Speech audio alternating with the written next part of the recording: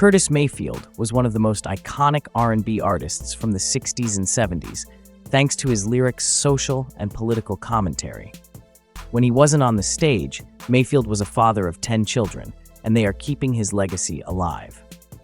Curtis Mayfield first came into the spotlight as part of the R&B group The Impressions. He was only a background vocalist at first, but when the group started making hits, their main vocalist Jerry Butler left, and Mayfield took the lead. Soon, he started making an impression, not only as the main vocalist, but also as a songwriter, guitarist, and record producer. His message music was influential during the civil rights movement era, and to this day, Mayfield is a significant figure in the industry. If you are Curtis Mayfield and He Impressions fan, support us by giving the video a like or a thumbs up, as it means a lot to us. Mayfield, born in 1942 in Chicago, was heavily influenced by his grandmother's traveling soul spiritualists church and the gospel music he heard every Sunday. It didn't take long before he joined the church choir. His mother taught him piano, and he learned to play guitar all by himself at 10 years old.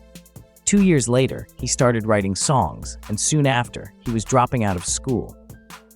Mayfield met Jerry Butler in church at age 14, and together, they joined a group called the Roosters.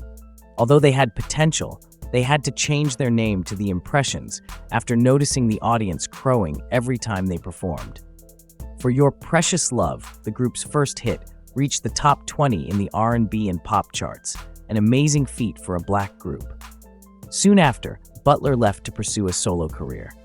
Mayfield kept creating hits alongside The Impressions, including songs like He Will Break Your Heart, Need to Belong to Someone, Find Yourself Another Girl, and the 1961 hit Gypsy Woman.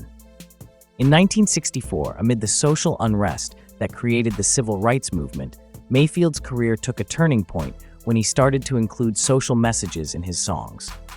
Tracks like Keep On Pushing, People Get Ready, and We're a Winner became anthems for the movement led by Martin Luther King Jr.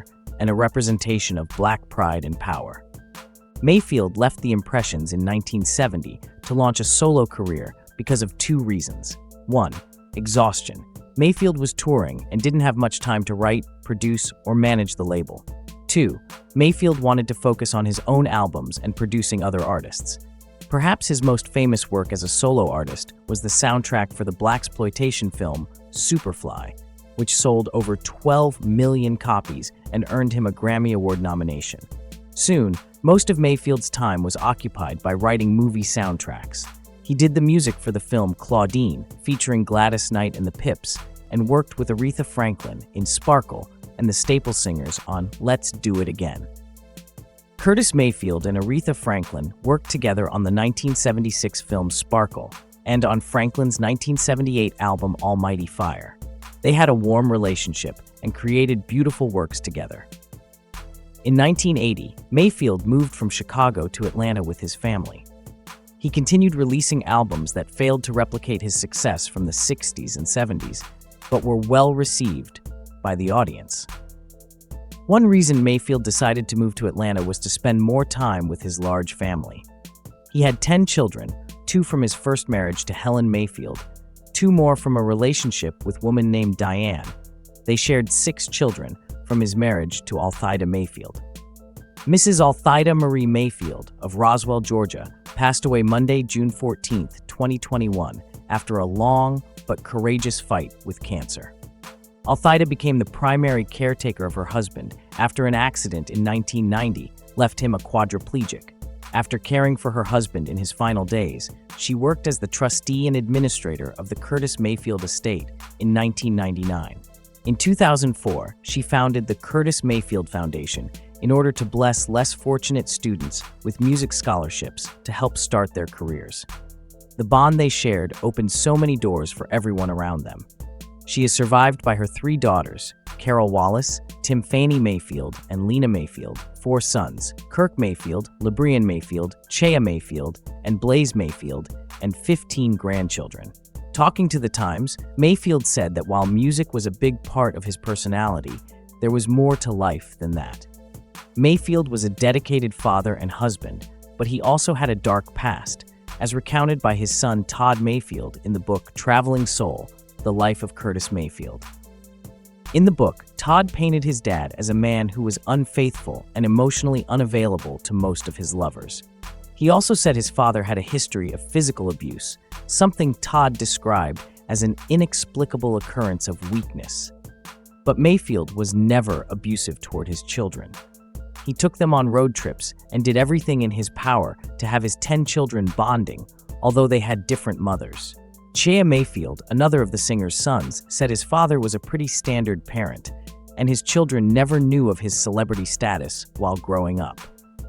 In particular, realized the reach of his father's influence in music once he was much older.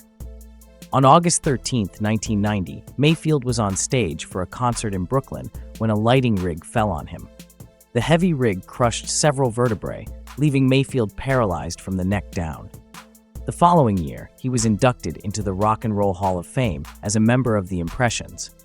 Later, in 1999, he was inducted a second time as a solo artist. Despite his physical impediment, Mayfield created one more album, New World Order, which was recorded one line at a time while he was lying down and released in 1996. "How many 54-year-old quadriplegics are putting albums out?" he said in an interview at the time. "You just have to deal with what you got, try to sustain yourself as best you can, and look to the things that you can do." In 1998, doctors had to amputate Mayfield's right leg because of diabetes. He died aged 57 on December 26, 1999, at North Fulton Regional Hospital in Roswell, Georgia. Before passing away, Mayfield left his longtime manager Marv Hyman in charge of his estate and the Mayfield Family Trust. His wife Althida, their 6 children, and 2 of his other children were appointed as beneficiaries in his will. In 2003, Althida prepared a court motion asking a judge to remove Hyman from all of her late husband's financial matters, claiming that the manager had misused millions from the Mayfield estate in less than 4 years.